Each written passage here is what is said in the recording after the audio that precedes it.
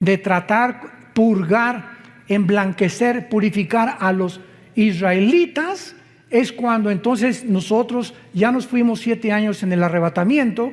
Jesús ya en cualquier momento viene por nosotros, antes de que este mundo que se encuentra en el abismo, el mundo actual se encuentra en el abismo, en la orillita. Hemos llegado al final a la total depravación, degeneración, confusión a la que el ser humano hubiera podido llegar después de que en el siglo XX y la tecnología y llegamos a la Luna y el Marte y la biometría y las comunicaciones internacionales y las redes sociales, y lo único que hemos hecho hasta ahorita es el ridículo. Nunca la confusión política había sido tan grande como ahora. Nunca con la tecnología que hemos alcanzado y con los descubrimientos científicos que se han hecho desde 1954, que se descubre la molécula del ADN por los doctores Crick y Watson norteamericanos, nunca, jamás habíamos llegado a tanta confusión científica. Ahora ya está cayendo, derribándose la famosa teoría de evolución. Ya lo que descubrieron en Israel hace 1 o 2 semanas hizo polvo la evolución. El descubrimiento del ADN hizo polvo la evolución. El descubrimiento de la física, la primera y la segunda ley de termodinámicas, hizo polvo la evolución. Una mentira que nos enseñaron durante más de un siglo. Y que se seguía y se sigue todavía enseñando en muchas universidades, que venimos de Chita,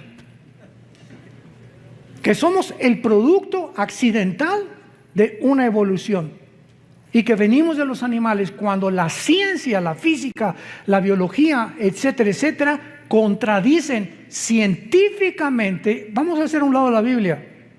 La misma ciencia contradice que es imposible la evolución cuando descubrieron el ADN. Sin embargo, esto nos enseña que cuando una mentira se repite 100 años, se acaba aceptando como una verdad. Dice el profeta Isaías: detuvieron la verdad. Y como el ser humano carece de iluminación para saber cuál es la verdad, el mundo tenía forzosamente que llegar al punto en donde nos encontramos. Nos encontramos en el abismo, donde las cosas no van a mejorar, las cosas van a ir de mal en peor. En el libro de Daniel, capítulo 12, encontramos la introducción que dice: en aquel tiempo se levantará Miguel. Daniel 12, versículo 1, el gran príncipe que está de parte de los hijos de tu pueblo. Será tiempo de angustia, cual nunca fue desde que hubo gente hasta entonces. Pero en aquel tiempo, ese es aquel tiempo que se repite otra vez en el versículo 1. ¿Ya lo vieron? Comienza diciendo: en aquel tiempo se va a levantar Miguel, el comandante en jefe de los ángeles de Dios, y habrá un tiempo de angustia, y en aquel tiempo será libertado tu pueblo. ¿De qué tiempo está hablando el ángel al profeta Daniel? Del tiempo de la gran tribulación. Y lo dice claramente: será un tiempo que jamás lo hubo cuando hubo gente hasta entonces. Y estas mismas palabras Jesús las repite en Mateo 24, 21. Porque habrá gran tribulación como nunca el ser humano la ha visto jamás. Ni en el Holocausto judío, ni en la Primera Guerra Mundial, ni en la Revolución Bolchevique, ni en la Segunda Guerra Mundial, ni en la Guerra de Vietnam, ni en la Guerra de Corea, ni en los tsunamis que ha habido, ni terremotos. Lo que va a pasar sobre el mundo es algo inusitado que jamás en la historia se había visto. ¿Por qué? Bueno, cuando ya vamos al libro de Apocalipsis, vemos la respuesta. El abismo, que es donde se encuentran los demonios, que está en el centro de la tierra, el abismo, se va a abrir. Y van a salir del abismo millones de espíritus demoníacos para atormentar a los seres humanos mental y físicamente en los tiempos del anticristo. Al mismo tiempo que los demonios van a salir todos en libertad, imagínense abrirle las cárceles federales, las clases de máxima seguridad ahorita a todos los criminales del mundo. Imagínense lo que podría suceder. Pues esto sería como Disneylandia comparado con los demonios que van a salir. Agreguémosle que el anticristo va a tener poderes sobrenaturales, señales engañosas. El falso profeta va a hacer llover fuego del cielo. Y en ese tiempo los habitantes de este mundo van a creer realmente que son extraterrestres. Les van a adjudicar poderes de otros mundos. Y agreguémosle todavía que aparte de las señales y milagros y todo lo que está pasando, Satanás baja al mundo. Ahorita dice Efesios 2 del 1 al 3 que es el príncipe de la potestad del aire. Ahorita Satanás opera en el aire con las ondas de comunicación, con el espectro electromagnético, con todo lo que es el magnetismo, la energía. Desde ahí, ahorita está él controlando radios, programas, televisión, medios de comunicación, etcétera, etcétera, para hacernos creer lo que oímos en la mayor parte de los medios de comunicación. Pero Satanás no baja solo al mundo, lo acompañan los ángeles caídos.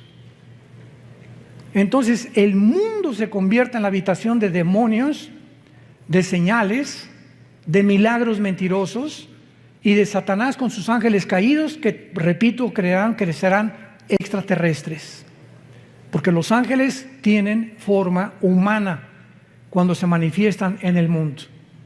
Dice en 2 Corintios que Satanás se disfraza de ángel de luz. Esto es a lo que se refiere hace 2600 años el ángel que le da estas palabras al profeta Daniel.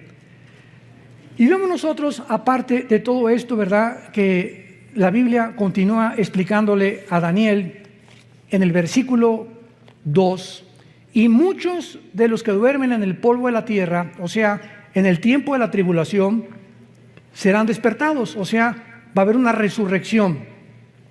Unos para vida eterna y otros para vergüenza y confusión perpetua. Damas y caballeros, santos de Dios, no todos vamos a resucitar al mismo tiempo. Pongan mucha atención.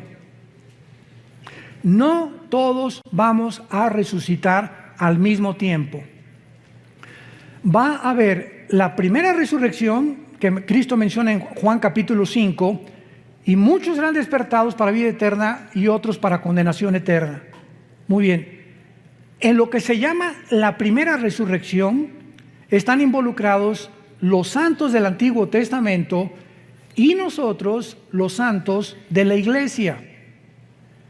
Y la otra resurrección para condenación se encuentra hasta Apocalipsis 20, del 11 al 15, que se llama el juicio del gran trono blanco, donde van a resucitar los incrédulos o todos aquellos que rechazaron las leyes y los mandamientos de Dios. Pero vayamos a ver por qué decimos que hay un orden en la resurrección, porque Dios es un Dios de orden. Vayamos a la primera carta a los Corintios, capítulo 15, y veamos con muchísimo cuidado de qué forma el apóstol Pablo describe este orden de la resurrección que iremos desarrollando a continuación. 1 Corintios 15, versículo 20 en adelante. Mas ahora Cristo ha resucitado de los muertos, primicias. Esta palabra, apúntalo en tu Biblia, es primeros frutos. Primeros frutos. Es la palabra griega aparche, como suena aparche, que se refiere a la fiesta de los primeros frutos de Israel. Acuérdate que primero era la Pascua, después venía los panes sin levadura, después venía los primeros frutos y después vino Pentecostés. Y quedan 3 fiestas para poder terminar el plan de Dios.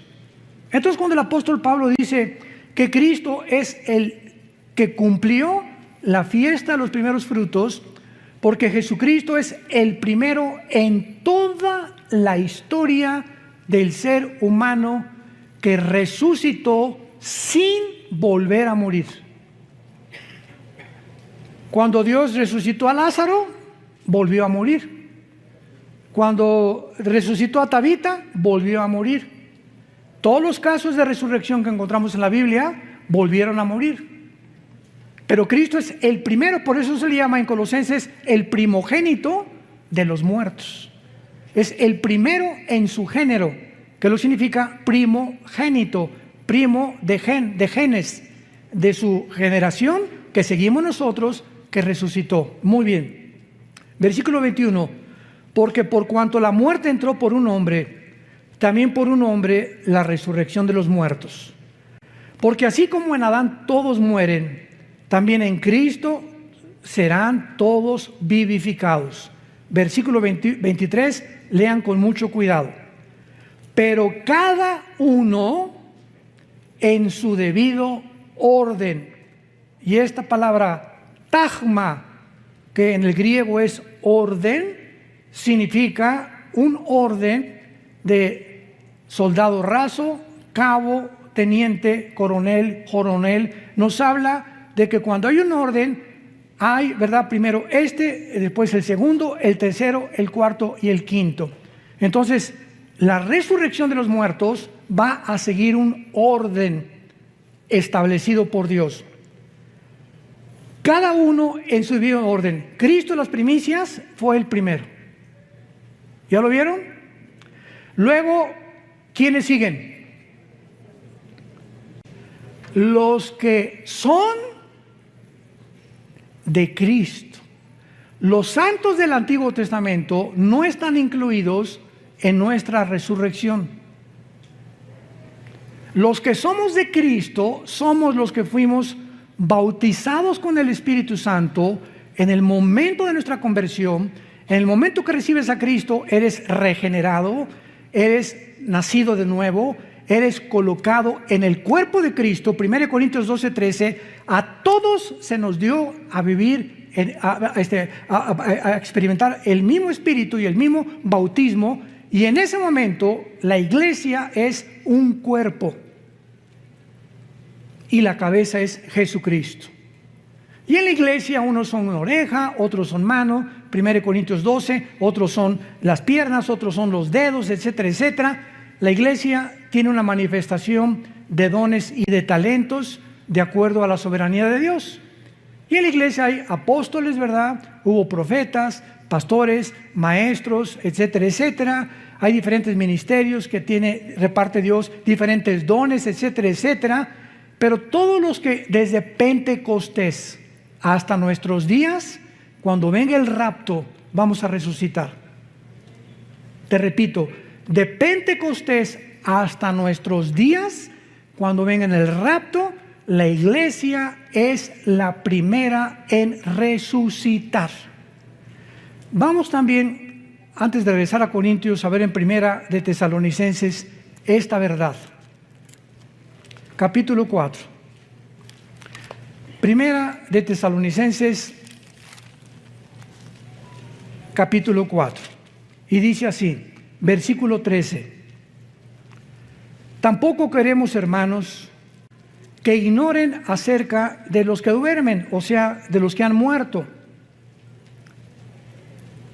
para que no se entristezcan como los otros que no tienen esperanza. Pero si creemos que Jesús murió y resucitó, así también traerá con Jesús ¿a quiénes? A los que durmieron en Él, que somos la iglesia. Los santos del Antiguo Testamento no forman parte del cuerpo de Cristo. Y esto ya le explica Pablo en Efesios capítulo 2, que tanto los judíos con el Antiguo Testamento ahora y griegos, ahora no hay judíos, ahorita no hay un pueblo de Dios, Israel, ahorita somos todas las personas de todas las naciones que formamos parte, y que cuando recibes a Cristo te conviertes, nos convertimos en hijos de Abraham. Entonces puede venir ahorita un judío y decirme, yo desciendo de Abraham, y le contesto étnica y terrenalmente y genéticamente, porque eres judío, desciendes de Abraham, claro, fueron lo que los fariseos le dijeron a Cristo, somos hijos de Abraham. Pero la verdadera descendencia de Abraham son los que tenemos la semilla. Y todo esto lo explica Gálatas capítulo 3. Cristo es la semilla prometida a Isaac. En Isaac te será llamada descendencia, o la esperma de Isaac vendrá después Jacob, Judá, Salomón, David, y ahí viene toda la descendencia. Y cuando recibes a Cristo, esa semilla, esa promesa que Dios le hizo a Abraham era espiritual. Entonces dice la Biblia, ahora los que somos de la fe, somos de Abraham. Y dice Romanos capítulo 2, no todos los que descienden de Israel son judíos, porque no es la circuncisión de la carne, sino la circuncisión del corazón. Tú a lo mejor no eres circuncidado porque era el pacto, era una señal del pacto de Israel, pero si tienes a Cristo, formas parte del pueblo de Dios. Y a lo mejor si eres circuncidado y eres judío, aunque estés circuncidado, no eres parte del pueblo de Dios, porque no tienes a Yeshua Mashiach, a Jesús el Mesías, en tu corazón. ¿Me van siguiendo? Esto es importantísimo. Entonces por eso es ridículo, ¿verdad?, que haya cristianos que se ponen la kipá. Y a una iglesia mesiánica ahora, ¿verdad? Gracias a Dios que hay judíos que se están convirtiendo. Pero eso que nosotros queramos hacernos judíos y ya lo somos. Ya lo somos. ¿Por qué? Por la semilla de Abraham, porque tenemos a Cristo. No tenemos que adoptar lo que ellos hicieron. Ellos tienen el judaísmo. Esto es importantísimo para la iglesia, porque hay un movimiento tremendo, ¿verdad?, de cristianos que se quieren hacer judíos. ¿Para qué? Estás mejor así de tlaxcalteca. No niegues tus raíces. Muy bien. Entonces vemos nosotros que en Daniel 12, versículo 2, dice la Biblia que los judíos, desde Adán hasta Pentecostés, que nació la iglesia, hasta Hechos capítulo 2, la iglesia nació cuando el Espíritu Santo bajó en Pentecostés y formó la iglesia, el cuerpo de Cristo, que se llama un nuevo hombre. Y dice la Biblia en 2 Corintios 5, el que está en Cristo, nueva. O sea, esta nueva creación no existía. Cuando Dios descansó en Génesis capítulo 2, el séptimo día, ¿qué significa? ¿Que Dios se acostó en una hamaca? No, que Dios dejó ya de crear nada nuevo. Todo conforme a su semilla, ardillas, hipopótamos, ballenas, todo, ¿verdad? Todo ya lo dejó Dios como lo había hecho. No volvió a crear nada. Pero cuando llega el momento de la iglesia, Dios hace una nueva creación, que somos nosotros.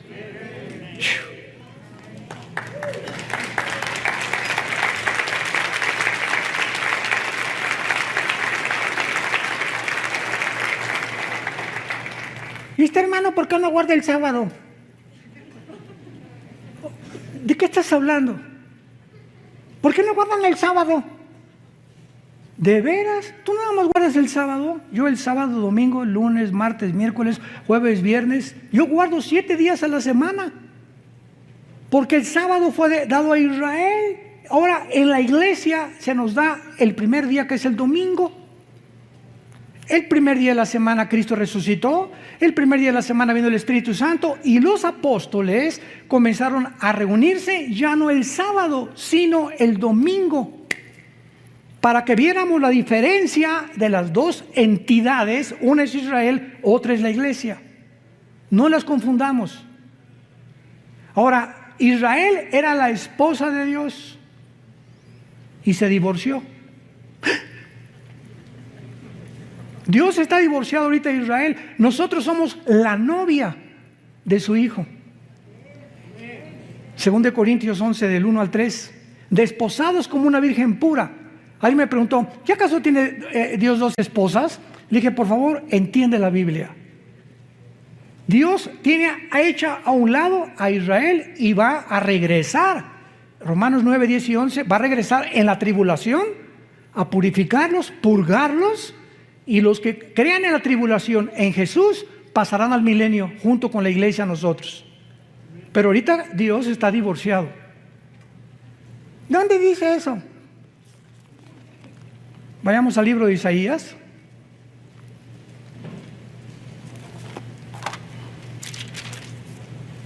Capítulo 50.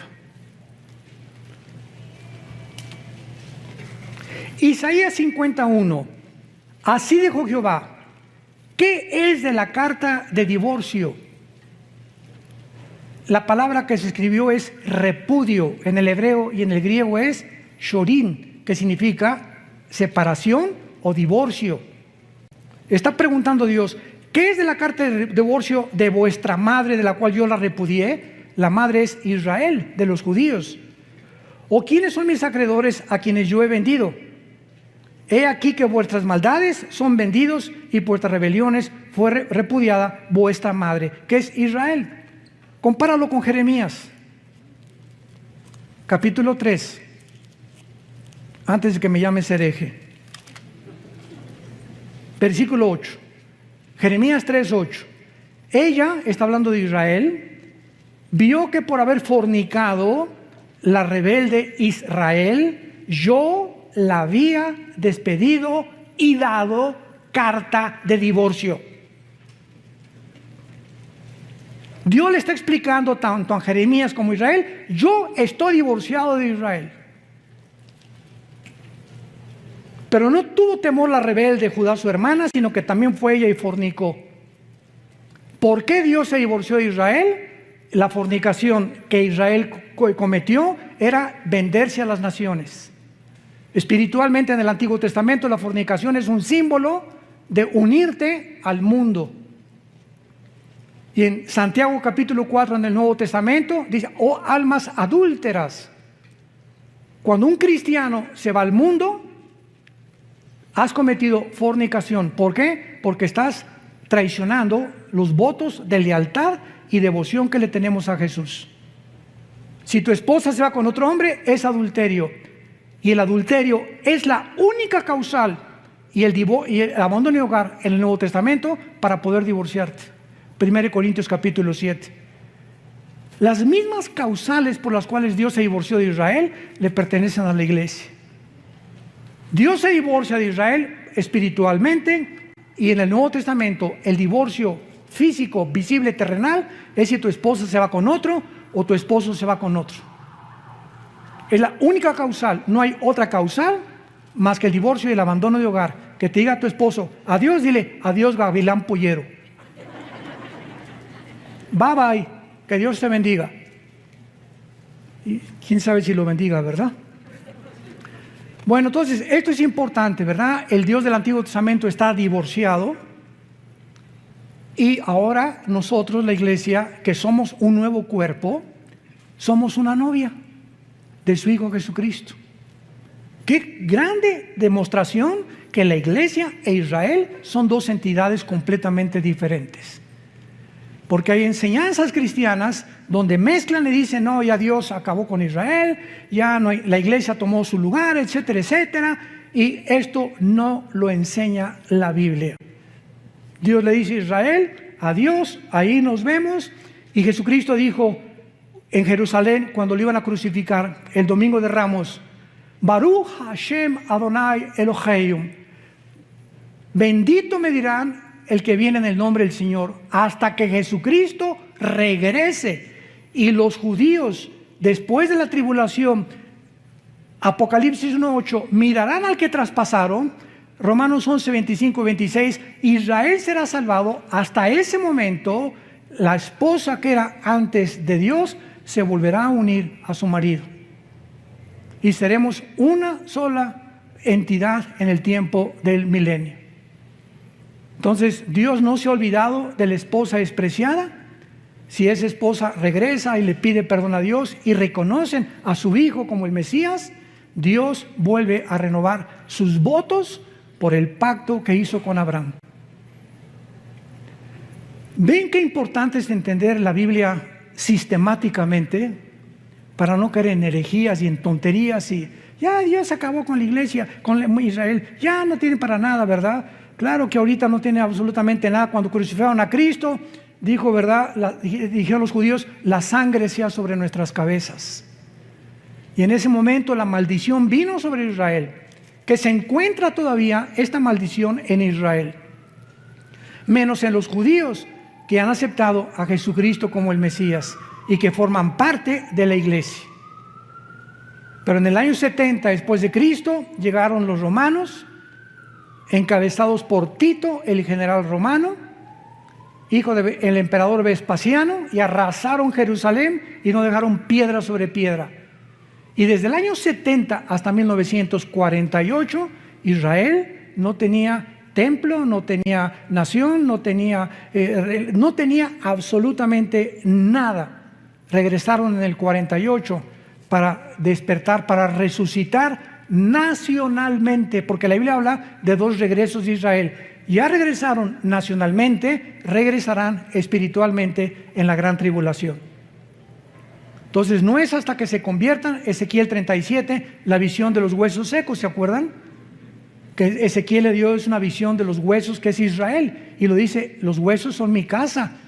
Y ahorita se están juntando los tendones con los huesos hasta que se forma el cuerpo, que es Israel, cuando Jesucristo regrese junto con nosotros para reinar con ellos en el milenio. Regresamos a 1 Corintios. Entonces vemos que la primera resurrección le pertenece a la iglesia, a los que somos del cuerpo de Jesucristo. Y después dice claramente en este orden el apóstol Pablo, los que son de Cristo en su venida, luego el fin cuando entregue el reino de Dios y Padre. Muy bien.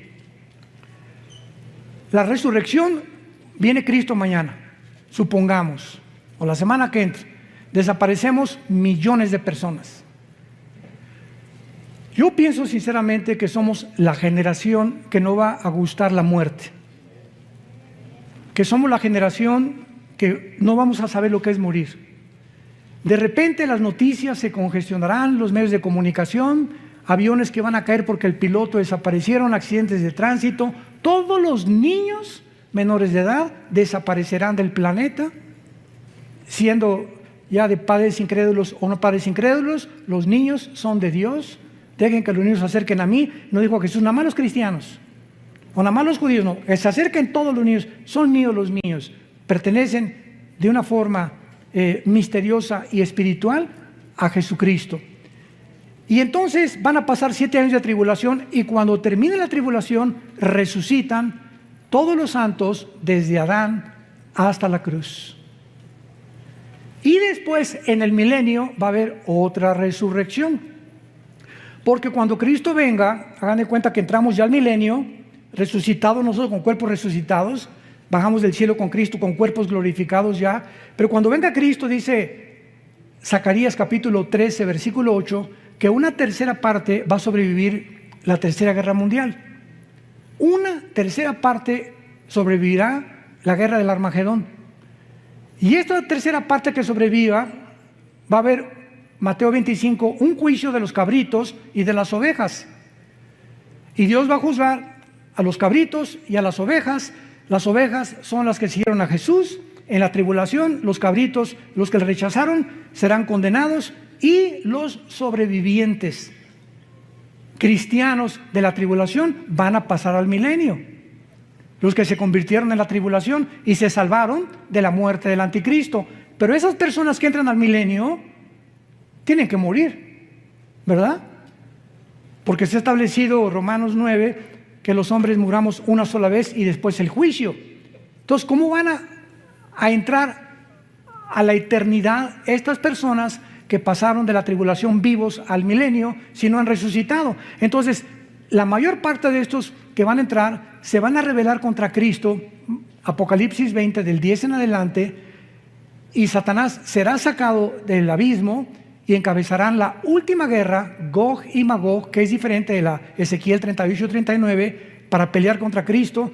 Y los que se hayan convertido en milenio resucitarán para entrar a la Nueva Jerusalén.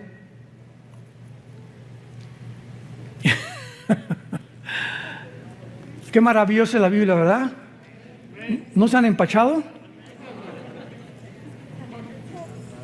Le pido a Dios que me dé sabiduría y paciencia. A veces hablo muy rápido, y quiero irme así lo más despacio posible para alumbrar sus ojos a través de la Biblia.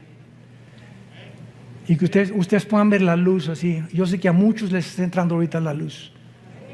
Y ese es el anhelo del Espíritu Santo.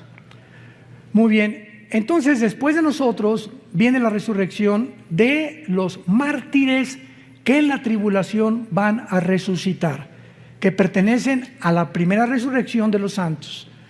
Vamos a ver, la primera resurrección es el rapto, los santos del Antiguo Testamento y los que mueran como mártires en la tribulación. Vayamos a Apocalipsis 7 y veamos los millones de personas que en la tribulación se van a convertir, y el apóstol Juan los ve en el cielo resucitados. Apocalipsis 7, versículo 9. Escribe el apóstol Juan: después de esto miré, y he aquí una gran multitud, la cual nadie podía contar, de todas naciones y tribus y pueblos y lenguas, que estaban delante del trono en la presencia del Cordero, vestidos con ropas blancas y con palmas en las manos. Las ropas blancas nos hablan de que ya estaban resucitados. Y clamaban a gran voz diciendo: la salvación, etcétera, etcétera. Versículo 13. Entonces uno de los ancianos habló diciéndome: estos que están vestidos de ropas blancas, ¿quiénes son? ¿Y de dónde han venido? Yo le dije: Señor, tú lo sabes. Y él me dijo: estos son los que han salido de la gran tribulación y han lavado sus ropas y las han emblanquecido en la sangre del Cordero. Aquí encontramos posiblemente a los 144,000 y a todos aquellos que en la tribulación van a morir como mártires. Aquí ya llevamos que nosotros fuimos primeros, ellos serán segundos, y en tercer lugar, vamos a Apocalipsis 11, están incluidos los 2 testigos al final de la tribulación.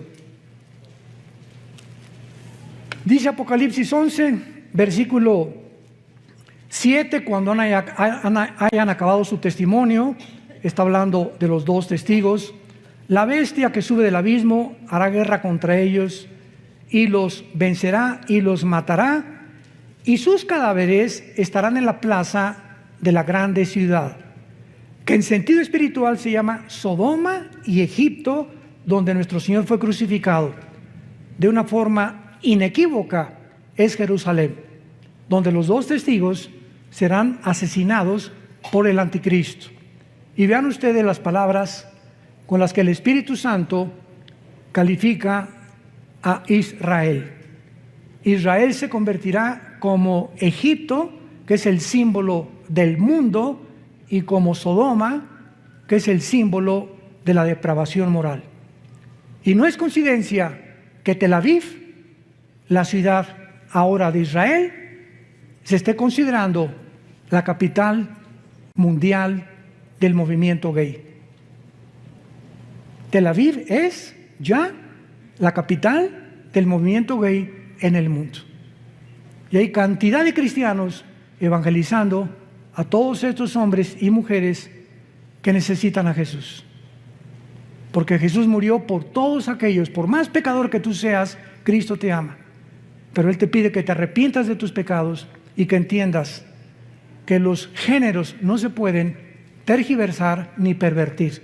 Solamente hay 2 géneros, varón y hembra, nada más. Esta semana el gobierno americano acaba de declarar que en todos los pasaportes nuevos de Estados Unidos se incluya el tercer género. En todos los pasaportes desde esta semana americanos, norteamericanos, viene incluido el tercer género, si tú le quieres poner otra cosa. No nos vamos a profundizar en eso. Y entonces van a ser asesinados, versículo 9, y los de los pueblos, tribus, lenguas y naciones verán sus cadáveres por 3 días y medio y no permitirán que sean sepultados. Los moradores de la tierra se regocijarán, se alegrarán y enviarán regalos unos a otros, porque estos 2 profetas habían atormentado a los moradores de la tierra. Me detengo aquí. ¿Por qué el mundo ahorita se ha vuelto contra nosotros? ¿Por qué? Porque se sienten atormentados con la predicación del Evangelio de Cristo. En lugar de que sientan una medicina y un aliento, yo cuando oí el Evangelio dije, Dios mío, esto es lo que yo estaba esperando toda mi vida. Hay personas que se molestan. Y ahora tú no puedes predicar esto. La iglesia es un hospital para todo tipo de personas, lesbianas, transgénero, homosexuales, borrachos, parranderos y jugadores. Esto es la iglesia. Le abrimos la puerta a todos para que podamos ser sanados de la condición en la que el mundo tal vez nos empujó a ser. Cualquiera de ustedes que oiga mi testimonio no lo vas a creer. No lo vas a creer lo que yo era antes de venir a Jesús hace 46 años. Este año cumplo 46 años, no de edad, de cristiano. Y 43 años cumplo este año de predicar la palabra de Dios. A los 3 años de convertido comencé a predicar en la sierra a los indígenas de Oaxaca y de Guerrero. Tuve 3 años en la sierra, durmiendo en pisos de adobe, tapándome con periódicos. Mi cojín era un ladrillo envuelto en periódicos, así que si realmente alguien ha vivido la pobreza, he sido yo. Pero antes de eso, tú no te imaginas lo que yo era. Creo que en internet está algo de mi testimonio. Pero Juan Charrasqueado se quedaba chiquito. Pero lo que nos interesa es lo siguiente, y dice el versículo 11, pero después de 3 días y medio, entró en ellos el Espíritu de vida, enviado por Dios, se levantaron sobre sus pies y gran temor cayó sobre los que los vieron. O sea, los 2 testigos son el último fruto de la resurrección. Entonces, la iglesia en el rapto, todos los mártires a la mitad de la tribulación y los 2 testigos al final. Y cuando Cristo venga, en cuarto lugar, los santos del Antiguo Testamento. Este es el orden que Dios ha establecido. Es un orden y no importa el tiempo que los del Antiguo Testamento van a resucitar después de la tribulación. Nosotros